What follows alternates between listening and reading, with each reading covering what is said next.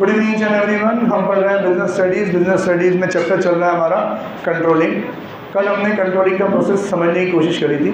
Controlling के process में 5 step होते हैं। सबसे पहला सेटिंग द स्टैंडर्ड्स, कि आप स्टैंडर्ड्स इस्टेब्लिश करते हो। जब भी किसी को आप डायरेक्टिंग के थ्रू कोई काम का इंस्ट्रक्शन देते हो, कोई काम उसको सौंपते हो, तो आपको उसके साथ साथ उसको एक टारगेट देना चाहिए जिसमें उसको स्टैंडर्डाइज कर देना चाहिए कि आपका इतना काम इतने टाइम में हो जाना चाहिए था, जिसको अपन ने क्या बोला, सेटिंग परफॉर्मेंस स्टैंडर्ड्स। मीन्स हमने एक एग्जांपल लिया था कि डब्बे ने व्यापारी को, लेबर्स को अपना अपना काम सौंप दिया और उसने एक स्टैंडर्ड सेट कर दिया कि 500 डब्बे बनने चाहिए। डिटेल डिस्कशन कल हमने करी थी कि जब भी आप स्टैंडर्ड सेट करोगे तो आपके पास इन डेप्थ नॉलेज होनी चाहिए, सारे परम्यूटेशन कॉम्बिनेशन आपको ध्यान होने चाहिए, वेरिएंसेस आपको ध्यान होने चाहिए, परिस्थितियाँ आपको याद होनी चाहिए। उसके हिसाब से बिल्कुल फेयर एक स्टैंडर्ड आपको सेट करना कर दिया। स्टैंडर्ड सेट, उसमें आपने सब कुछ सोच समझ के, सबकी काबिलियत के अकॉर्डिंगली कि ये इतना काम कर सकता है, ये इतना काम कर सकता है, ये इतना काम कर सकता है। मीन्स अगर आपने कभी ये डब्बे के व्यापारियों को देखा हो या फिर आप कभी जेरोक्स मशीन पे, जेरोक्स वाले के यहाँ जेरोक्स कराने गए हो और वो कभी किसी के 10 से 12 सेट बना हो, तो आपने देखा होगा कि वो कितनी जल्दी जल्दी पेजेस उठाता है, पंच करता है। लेकिन वही काम अगर हम करने जाएँ तो एक एक पेज हमें संभल संभल के उठाना पड़ता है। कभी आप प्रिंटिंग प्रेस गए हो? प्रिंटिंग प्रेस नहीं गए? जहाँ पे नॉर्मल डायरीज वगैरह छपती है, तो वहाँ पे भी अगर आप कभी जाओ, वहाँ के लेबर्स को देखो, तो वो लोग क्या करते हैं, जैसे मल्टीपल कॉपीज़ में बिल बुक्स छपती है ना, original copy, copy for buyer and copy for transporter, ऐसे 3 कॉपीज़ होती हैं। तो ये प्रिंटर वाले क्या करते हैं, पहले ओरिजिनल कॉपी प्रिंट कर दी, फिर सेकंड कॉपी किसी और कलर के किसी और पेज में फिर से प्रिंट कर दी और ट्रांसपोर्टर के लिए अलग से प्रिंट कर दी। अब वो एक लेबर बिठाते हैं जिसके पास तीनों पेजेस की इतनी बड़ी बड़ी थप्पी रहती है, वो तीनों पेजेस में से 1 2 3 लेके बंडल बनाता जाता है और फिर उसको एक सीरियल नंबर की स्टैम्प होती है, तो वो 1 2 3 स्टैम्प, 1 2 3 स्टैम्प, 1 2 3 स्टैम्प। कभी आप इनको काम करते देख लो ना, तो आप 2-3 मिनट तक तो देखते ही रह जाओगे कि वो इतनी जल्दी काम कर कैसे रहे। और वही काम अगर हम करने बैठे तो हमें तो सर बहुत टाइम लग जाए। तो जब आप परफॉर्मेंस स्टैंडर्ड सेट करते हो तो आप उसकी काबिलियत के हिसाब से ही सेट करते हो। मेरे पास अगर 5 लेबर है तो मैं स्टैंडर्ड उस अकॉर्डिंगली ही दूंगा कि यार तू सबसे एक्सपीरियंस है, तू 500 पूरे बना सकता है, तू 500 बनाएगा। आप लेस एक्सपीरियंस जो आपसे 500 नहीं बन पाएंगे तो आप 300 ही बना दो तो बहुत है। परफॉर्मेंस स्टैंडर्ड सेट कर दिया, उसके बाद जितने टाइम पीरियड का वो स्टैंडर्ड हो, 1 दिन का हो, 1 हफ्ते का हो, 1 महीने का हो, जितनी इंपॉर्टेंट चीज़ है उतना आप टाइम पीरियड क्या रखोगे, कम रखोगे। अगर इतनी इंपॉर्टेंट नहीं है तो टाइम पीरियड क्या रखोगे, ज़्यादा, क्योंकि बार बार काउंटिंग करना भी तो मुश्किल है।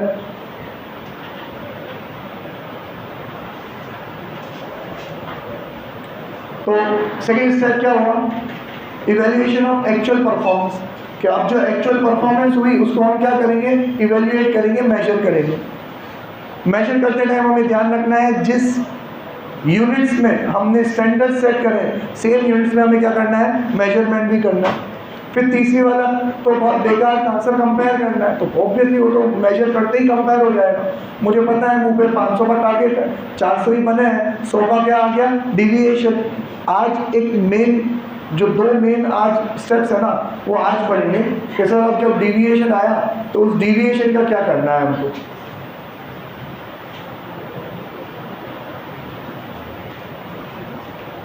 एक बात बताओ, अकाउंट्स को समझते हो ना अच्छे से, फाइनेंशियल स्टेटमेंट्स क्या होते हैं,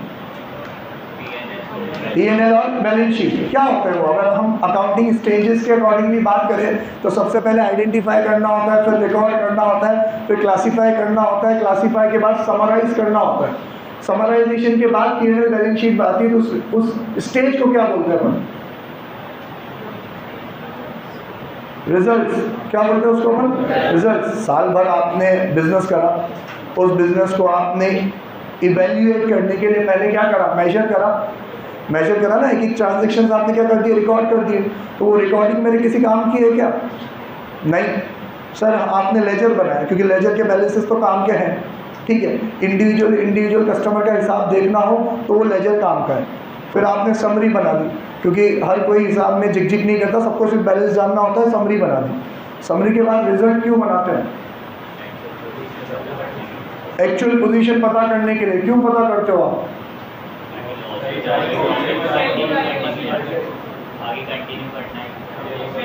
मीन्स कहीं ना कहीं जज करने के लिए सर, कि हम सही जा रहे हैं कि नहीं जा रहे हैं, अच्छा परफॉर्म कर रहे हैं कि बुरा परफॉर्म कर रहे हैं, प्रॉफिट में है कि लॉस में है।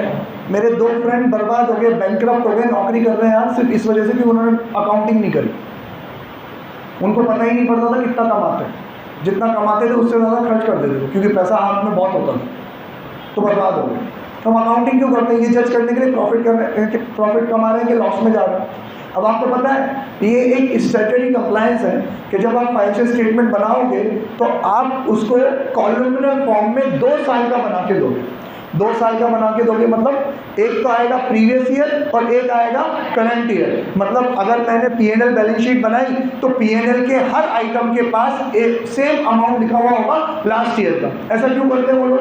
स्टैट्यूटरी कंप्लायंस है। शेयर बाजार में भी पब्लिश करोगे तो ऐसा ही देना पड़ेगा। मतलब आपकी अगर ये बैलेंस शीट बनाते हो आप, थोड़ी सी क्लैरिटी आए मैं क्या बोल रहा हूँ उसके लिए, कि ये अगर बैलेंस शीट बनी है, उधर यहाँ देख लो बेटा, तो बैलेंस शीट के 2 कॉलम बनेंगे दोनों साइड।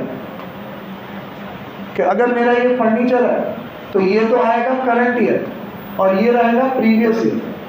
तो यहाँ पे अगर करंट ईयर में 10 लाख है तो प्रीवियस ईयर का नंबर सामने सामने दिखेगा 9 लाख। तो ऐसा क्यों करते हैं वो लोग? कंपेयर करने के लिए। कंपेयर करके जान क्यों जलानी? कंपेयर क्यों करते हैं वो लोग?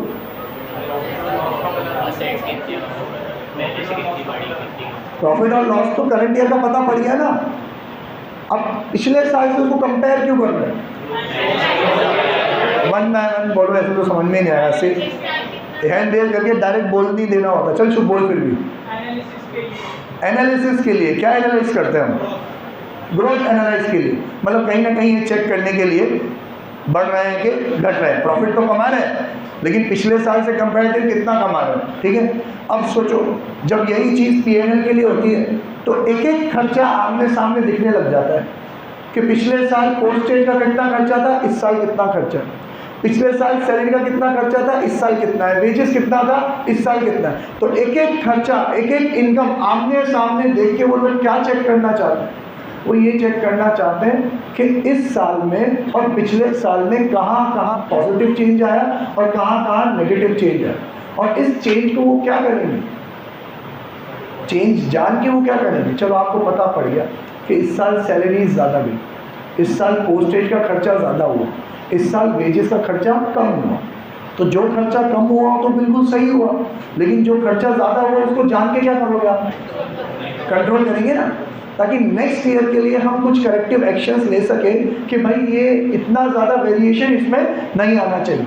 अब अगर मान लो वो P&L में चेंज तो हर जगह आएगा।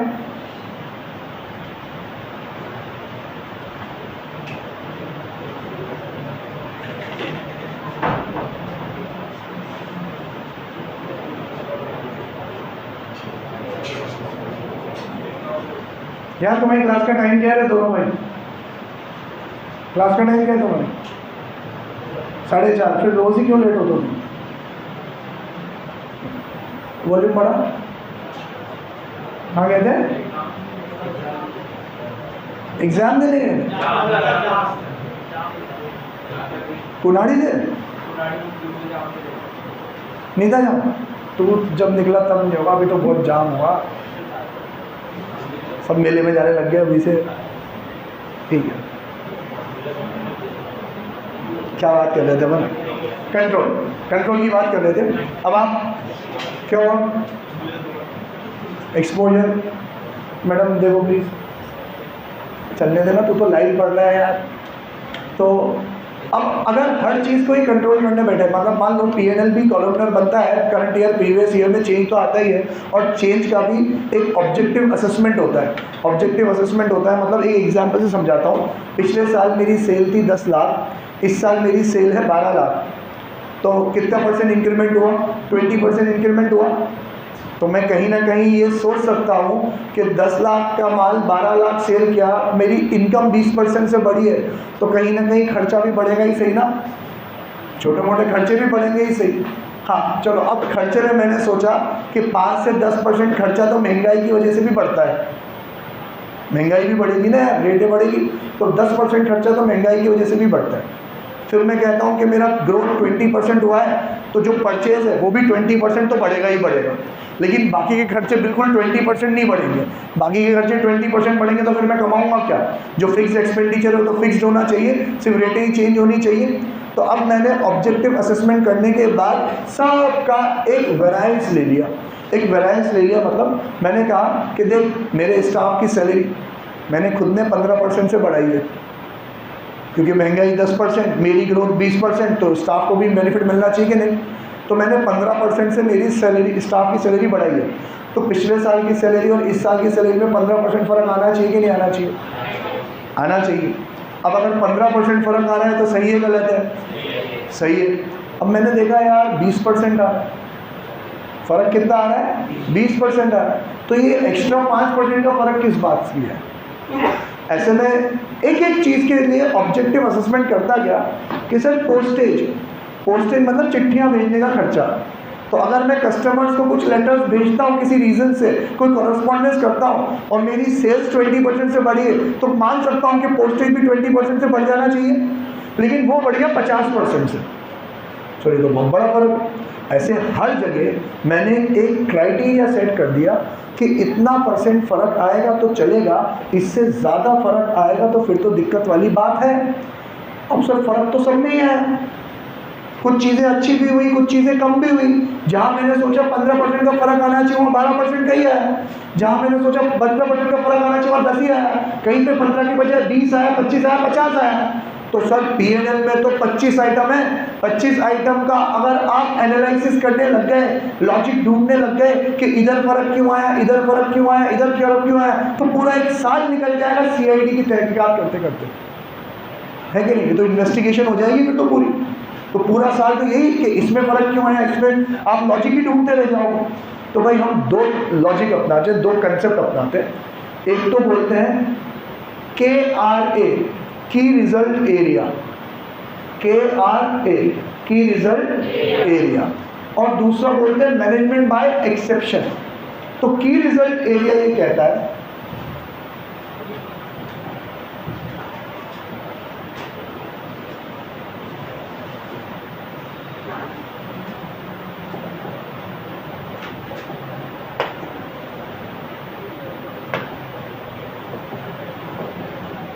देखो, की रिजल्ट एरिया कहता है कि सर डिविएशन तो सब जगह ही आएगा। अब हर डिविएशन को अगर आप एनालाइज करने जाओगे तो फिर एक एक का काम आप काउंट करते रहोगे, उसको इंट्रोस्पेक्ट करते रहोगे, क्योंकि यार सोचो किसी के काम में फ़र्क आया, आपको रीज़न ढूंढना है तो उसको इंटेरोगेट तो करना पड़ेगा ना। CID तो देखा होगा आप लोगों ने, हाँ, वो दया एक थप्पड़ मारता है वो जेल में आके गिर जाता है, हाँ, देखा नहीं देखा? तो आपको ACP प्रद्युमन के तरह कुछ तो चक्कर है दया करना पड़ेगा, क्वेश्चन आंसर पूछने पड़ेंगे, उसको क्वेश्चन आंसर करते पड़ेंगे, तो इरिटेट होगा। अब सोचो आपका हाईली मोटिवेटेड एम्प्लॉय जो अपनी तरफ से पूरी मेहनत करता है टारगेट अचीव करने के लिए, और उसके टारगेट अक्सर अचीव हो भी जाते हैं लेकिन कभी कभार नहीं हुए, और आप उससे CID की तरह क्वेश्चन आंसर करने लग जाओ, तो उसका मोरल डाउन होगा कि नहीं होगा? प्लस आपका टाइम वेस्ट होगा कि नहीं होगा? तो भाई ये कंसेप्ट जो कहता है सबको कंट्रोल करने की ज़रूरत नहीं है। Critical point control, critical point control मतलब आप पहले अपने पूरे बिजनेस में से वो एरियाज आइडेंटिफाई कर लो जिसका कंट्रोल करना बहुत ज़रूरी है। और अगर 25 आइटम है तो 25 में से वो 4-5 चीज़ें ढूंढ लो जो आपके प्रॉफिट को बहुत ज़्यादा इम्पैक्ट करती है।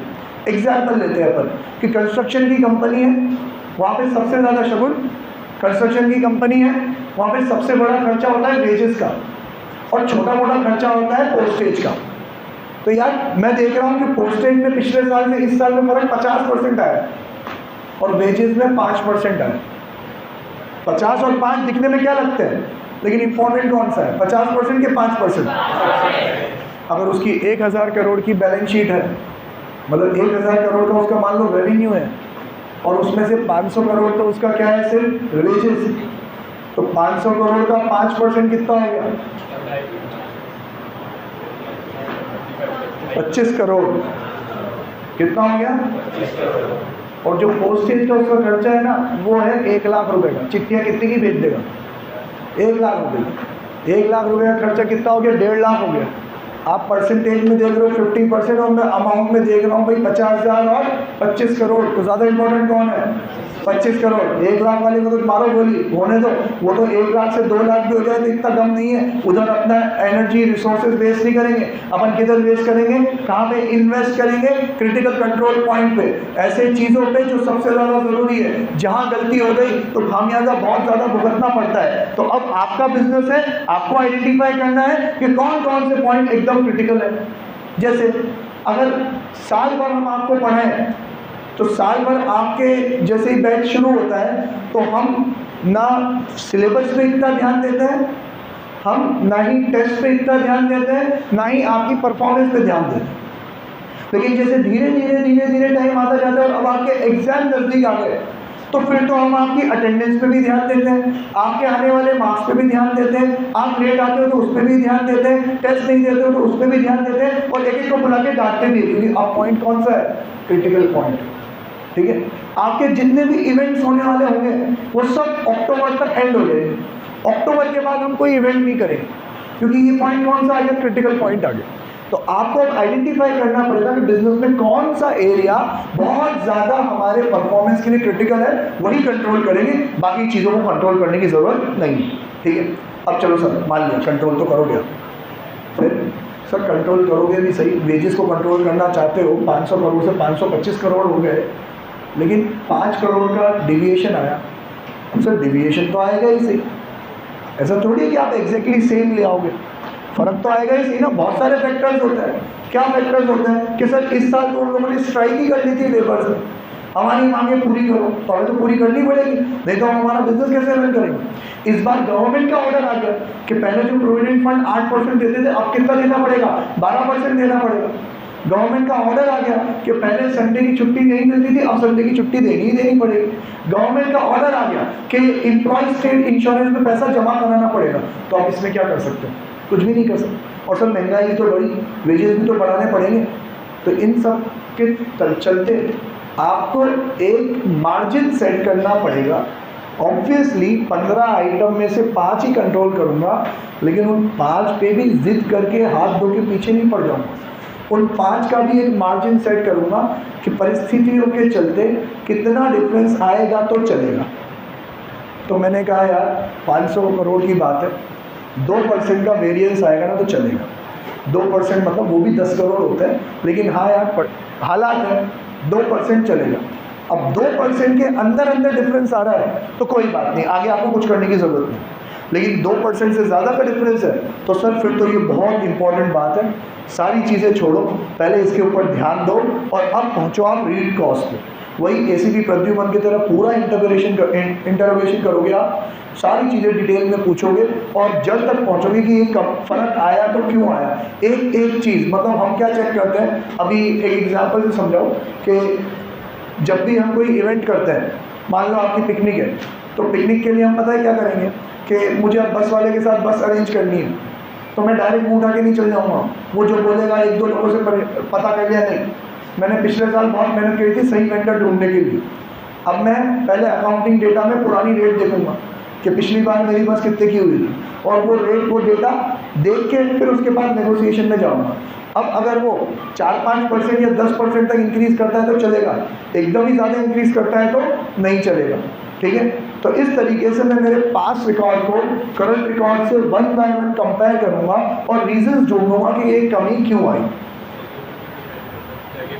हर चीज़ पे डिपेंड करता है ना, तो ये मैं एनालाइज करूँगा ना। इसीलिए तो कह रहा हूँ, कोई स्ट्रेट जैकेट रूल थोड़ी है कि आपको यहाँ मैनेजमेंट की बुक में लिख के समझा दिया। हम तो आपको कंसेप्ट समझाएंगे। अलग अलग तरीके का खर्चा होता है, अलग अलग तरीके का बिजनेस होता है, सारे बिजनेस तो हम समझते भी नहीं, तो ये काम कोई छोटा मोटा तो कर नहीं सकता। ये तो वही समझेगा जो पूरे बिजनेस को ओवरऑल समझता है, वही समझेगा और एक एक चीज़ को ऑब्जर्व करके फिर नतीजे में पहुँचेगा कि ये कमी रह गई।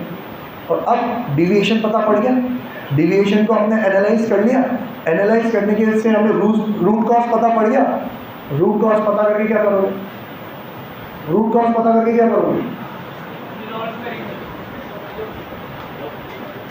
रिजॉल्व करेंगे। करेक्टिव एक्शन नहीं, कि नेक्स्ट टाइम ये रीज़न तो नहीं होना चाहिए, ठीक है, नेक्स्ट टाइम ये रीज़न नहीं होना चाहिए, इसके लिए हम क्या करेंगे, करेक्टिव एक्शन लेंगे। जैसा रूट कॉज वैसा करेक्टिव एक्शन। जैसे कल हमने एग्जांपल लिया था कि लाइट चली गई, लाइट बार बार जाएगी कि नहीं जाएगी, सर बार बार जाएगी, तो क्या लगाओ भाई, जनरेटर लगाओ। और फिर जनरेटर लगाओ, कोई ऐसे ही थोड़ी हो, जनरेटर लगाओ, जनरेटर ऐसे ही थोड़ी लग जाएगा, जनरेटर अपने आप में 10 लाख रुपए का लगेगा। फिर चलेगा भी किससे, डीजल से, तो डीजल की कॉस्ट भी तो आएगी। तो जो 10 लाख का जनरेटर लगा उसका डेप्रिसिएशन प्लस जो डीजल लगेगा वो, तो ये भी तो खर्चा होगा। तो क्या इस खर्चा को करने से मेरे को इतना बेनिफिट मिल रहा है क्या?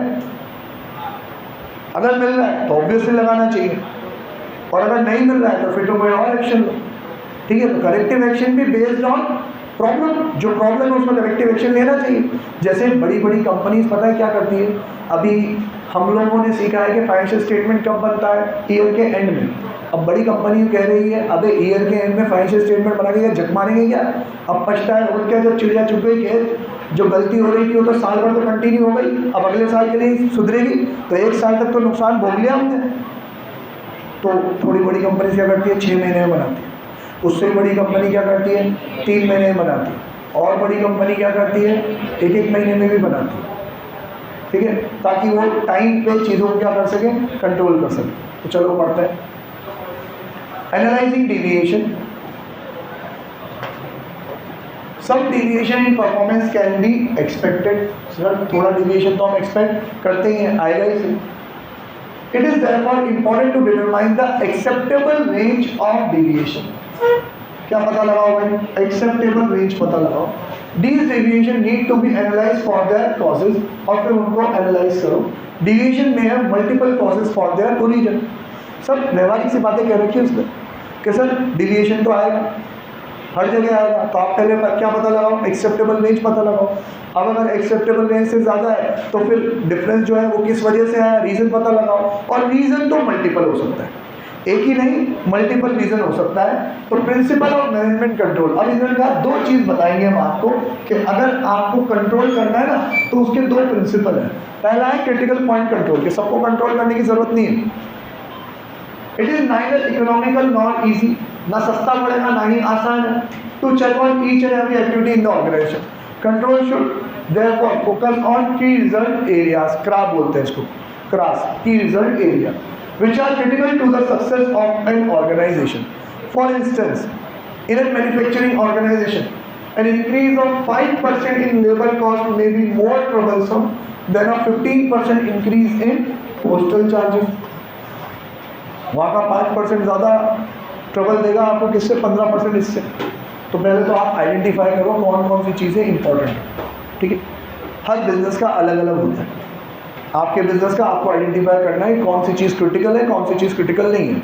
क्रिटिकल चीज़ों पे हम एनर्जी वेस्ट नहीं करेंगे, सॉरी नॉन क्रिटिकल चीज़ों पे एनर्जी वेस्ट नहीं करेंगे, क्रिटिकल चीज़ों पे फोकस करेंगे।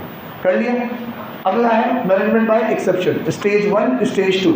स्टेज 1 में तो आइडेंटिफाई करेंगे, आइडेंटिफाई करने के बाद stage 2 management by exception. Exception मतलब कि सर अगर वो जो डिविएशन है वो एक्सेप्शनली हाई है तो ही हम एनालाइज करेंगे, नहीं तो हम एनालाइज नहीं करेंगे। मतलब वो जो मार्जिन सेट करने की बात हुई थी ना कि एक्सेप्टेबल रेंज सेट करो, वो सेकंड स्टेज में आता है। पहले तो एरिया डिसाइड करो, क्या कंट्रोल करना है, क्या कंट्रोल नहीं करना है। एक एग्जांपल लेता हूँ मैं कि जब कोई मैन्युफैक्चरिंग कंसर्न होती है ना, तो मैन्युफैक्चरिंग कंसर्न के अलग अलग तरीके के स्टोर्स होते हैं, अलग अलग तरीके के स्टोर्स होते हैं। मतलब हम वहाँ अडानी विलमार में गए थे, तो उन्होंने कुछ चीज़ें तो तिजोरियों में स्टोर कर रखी थी, कुछ चीज़ें कमरों में ताले लग के स्टोर कर रखी थी, कुछ चीज़ें ऐसे ही खुली पड़ी थी, और कुछ चीज़ें तो ऐਵੇਂ ही ज़मीन पे टैंक बना के स्टोर कर रखी थी,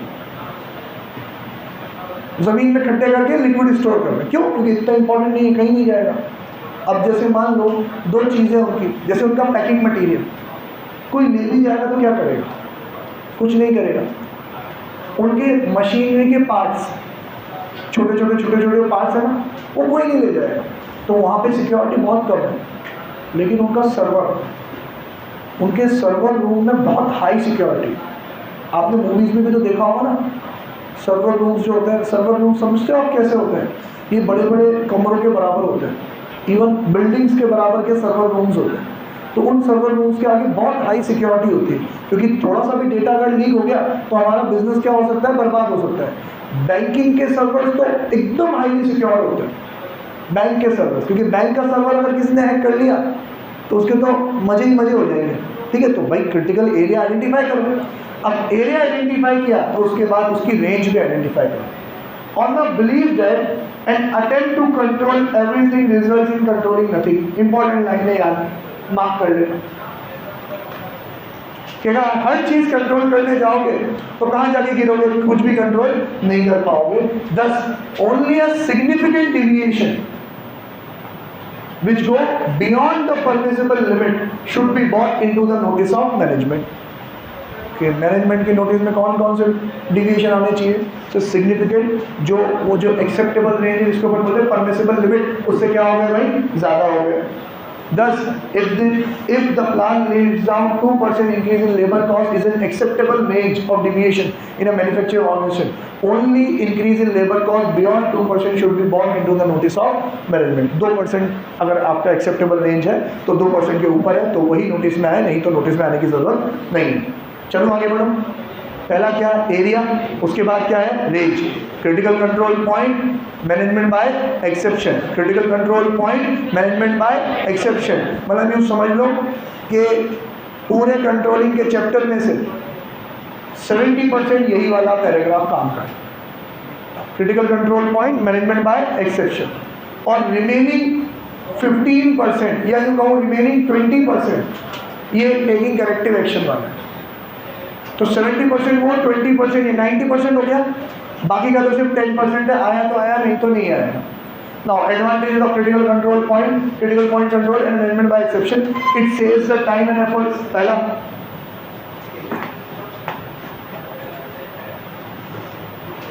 टाइम और एफर्ट्स दोनों सेव करता है। As they deal with only significant deviation, it focuses managerial attention on important area. Save करने के साथ फोकस कहाँ पे रखता है, इंपॉर्टेंट एरियाज में। Thus, there is better utilization of managerial talent।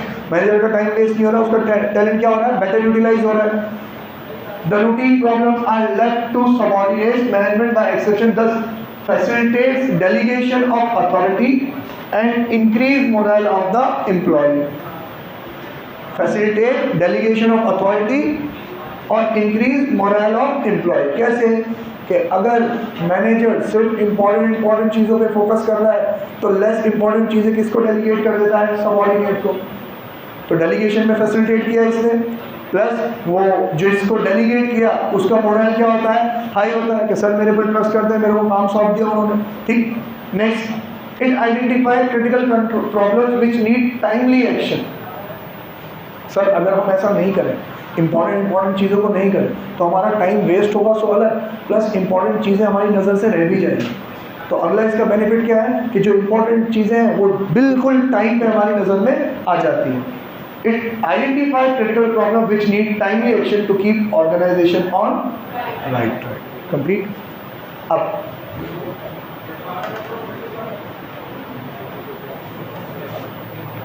वो कल से कहानी चल रही है चंगू और मंगू वाली, याद है आपको कि 100 का हमारा स्टैंडर्ड था, चंगू ने बनाए थे 98, मंगू ने बनाए थे 80। तो ये एनालिसिस ऑफ डिविएशन क्या कहता है कि भाई इंपॉर्टेंट एरिया और सिग्निफिकेंट डिविएशन को ही कंट्रोल करो। तो जिसने 98 बनाए चंगू उसको तो 22 बरी कर दो तुम लोग, लेकिन जिसने 80 आया उसको तो पकड़ के बिठाओ और उसको पूरा इंटरोगेशन करो कि क्यों उसके 80 बने, क्या रीज़न आ गया। अब रीज़न पता पड़ेंगे आपको अगले में। Taking corrective action, taking corrective action कुछ भी नहीं करता, जो पॉइंट है, जो स्टेज है, वो तो सिर्फ इतनी सी कहती है जैसी प्रॉब्लम वैसा सोल्यूशन, जैसा देश वैसा देश। अब इसका एक बहुत स्टैंडर्ड क्वेश्चन आता है कि आपसे ही बोलता है कि आइडेंटिफाई करो क्या कॉज होगा डिविएशन का और उसका क्या रिजल्ट आप प्रोवाइड कर सकते हो। मीन्स वो same to same Changu Mangu वाली क्या दे देगा आपको, केस स्टडी दे देगा कि भैया 100 का तो उसका स्टैंडर्ड है, एक ने बनाए 98, एक ने बनाए 80, तो बताओ क्या करोगे और क्या करेक्टिव एक्शंस लोगे। सिर्फ ये पूछेगा बताओ क्या करोगे, क्या करेक्टिव एक्शंस लोगे। तो हम क्या कहेंगे, सर 98 वाले को तो जाने देंगे क्योंकि मैनेजमेंट बाय एक्सेप्शन, और जो 80 वाला है उसके हम कॉजेज पता करेंगे। और फिर उसने जहाँ से पूछ लिया कि what corrective action can you take, क्या क्या करेक्टिव एक्शन आप लोग ले सकते हो। तो सर आपने प्रॉब्लम तो बताई, केस स्टडी में आप ही बताओ ना कि मम्मू ने 80 यूनिट बनाई तो क्यों बनाई, मटेरियल खराब था, लाइट चली गई, वर्क एनवायरनमेंट खराब था, कि मशीन खराब थी, कि उसको नहीं आता काम। आप खुद हमें रीज़न बताओ, हम सोल्यूशन देंगे। और कुछ भी नहीं बोलेंगे, वो तो बस इतना बोल दे कि 80 यूनिट बनाई उसने।